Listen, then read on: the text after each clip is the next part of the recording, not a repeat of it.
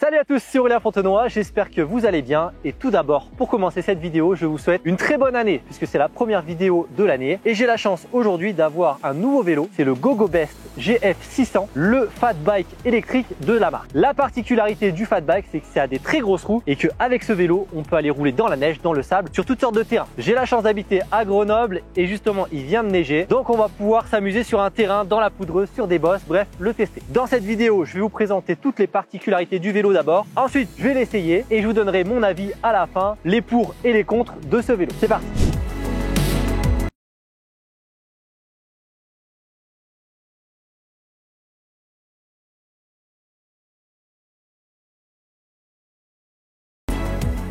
On attaque avec la présentation donc de ce modèle, c'est le GoGoBest GF600, c'est le modèle fat bike électrique de la marque. Fat bike, ça veut dire que c'est des grosses roues. On est ici sur des roues de 26 pouces avec des pneus en largeur de 4 pouces. À savoir qu'à peu près des pneus de VTT, c'est entre 1,5 et 2,5. Donc vous vous rendez compte que c'est presque 2-3 fois plus gros. Donc comme le ski, plus on aura des pneus larges, plus ça va avoir de portance sur la neige ou sur le sable. Donc ce modèle électrique, il est en semi-rigide, c'est-à-dire qu'il y a une fourche à l'avant et pas de suspension à l'arrière. On a la possibilité de régler sa suspension plus ou moins dure et surtout de la bloquer. Si on est sur une section montante ou plate sans trop d'aspérité, ça va vous permettre de gagner en force, en motricité. Attention de ne pas oublier de la débloquer en descente, vous pourrez l'abîmer. Le moteur se trouve à l'arrière, à l'intérieur de ce moyeu. Vous avez 5 modes au guidon. Le mode 0 a la particularité d'offrir une gâchette un peu comme les motos, c'est-à-dire qu'il suffit de tourner la poignée et le moteur va se lancer tout seul, même pas besoin de pédaler. Donc ça va être assez confortable sur des petits chemins. Même si le moteur va pas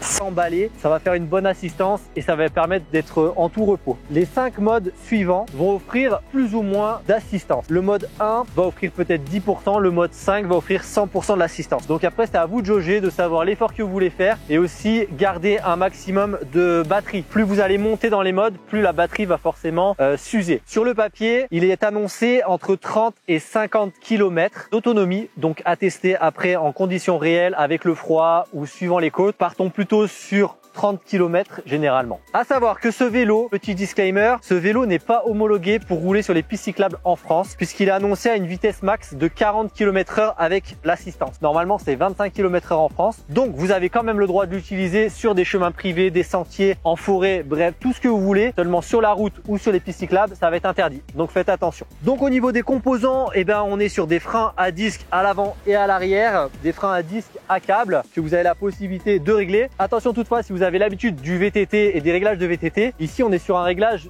type moto, c'est-à-dire que le frein arrière est à gauche et le frein avant est à droite. Donc faites attention par rapport à ça. Vous avez toutefois la possibilité de les inverser, ça c'est pas grave. On est sur 7 vitesses à l'arrière et vous voyez qu'il y a un gros plateau ici à l'avant. Donc on a l'impression qu'on va tirer très fort, mais finalement avec toutes les cassettes qu'on a à l'arrière, c'est assez facile de pédaler. Au niveau de la console centrale, on a une petite gâchette qui permet donc de régler, de savoir l'heure, de savoir combien de kilomètres on a fait, de savoir la vitesse et de savoir son kilométrage total du vélo. On peut aussi régler avec le haut ou le moins les modes d'assistance. Donc on a, comme je vous ai dit, 5 modes. On peut monter du 0 au 5. Et on a ici à droite le changement des vitesses qui se fait avec le pouce en montant ou en appuyant sur le plus ou le moins avec l'accélérateur qui est ici. Voilà pour la partie caractéristique. J'ai pas le poids en tête, mais c'est quand même un vélo qui est assez lourd dû à ses grosses roues. Ça sera plutôt un usage vraiment spécifique, hein. On va plutôt être sur des longues distances pour pédaler que vraiment s'amuser dans des sentiers type enduro VTT. La particularité du fat bike quand même, je vais vous le dire, c'est de gagner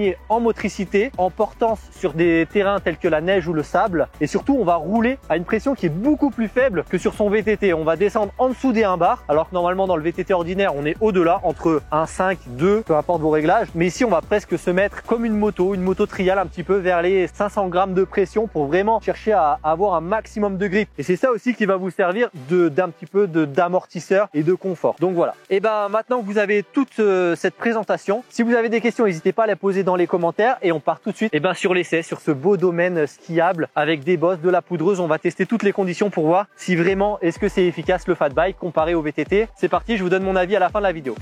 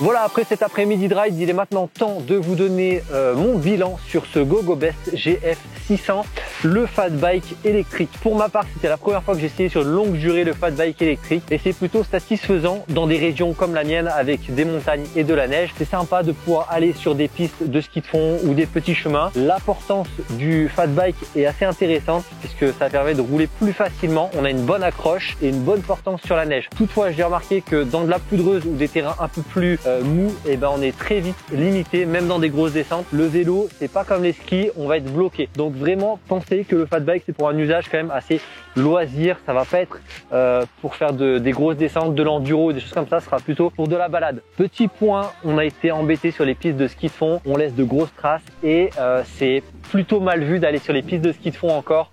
Donc attention également si vous prévoyez d'acheter un fat bike pour aller sur les pistes de ski de fond ou faire des choses comme ça. Certaines pistes sont réglementées, d'autres non. Donc renseignez-vous quand même si c'est dans ce but-là. Au niveau maintenant de ce vélo, écoutez, plutôt satisfait de la qualité. Souvent on a tendance sur ces vélos entrée de gamme d'avoir des batteries qui se baladent, qui font du bruit. Et d'avoir des composants plutôt de mauvaise qualité. Ici, assez satisfait. Les finitions sont bonnes, la batterie tient bien. Il est livré avec pas mal d'accessoires. On a la béquille qui au début peut paraître un peu cheap mais qui est très pratique sur des vélos lourds comme ça. Ça évite de le poser au sol. Le vélo, quand je l'ai reçu dans un gros carton solide. Les axes étaient renforcés avec des tiges en métal. Il est livré avec bien sûr le chargeur pour la batterie, un antivol, une pompe, les pédales. Donc on est plutôt bien garni. Pour le prix de 1200 € environ, ça me semble assez correct pour ce type de vélo. Si vous voulez toutes les infos sur le GoGoBest GF 600, je vous mets tout dans la description. Voilà, j'espère que cette vidéo test très nouvelle sur ma chaîne YouTube, vous avez l'habitude de voir plus du ride, des défis. Voilà, un nouveau format, donc dites-moi dans les commentaires si ça vous plaît ce genre de vidéo. À très bientôt, pensez à vous abonner et à liker la vidéo, ça permet d'avoir un meilleur référencement. À bientôt, ciao les gars.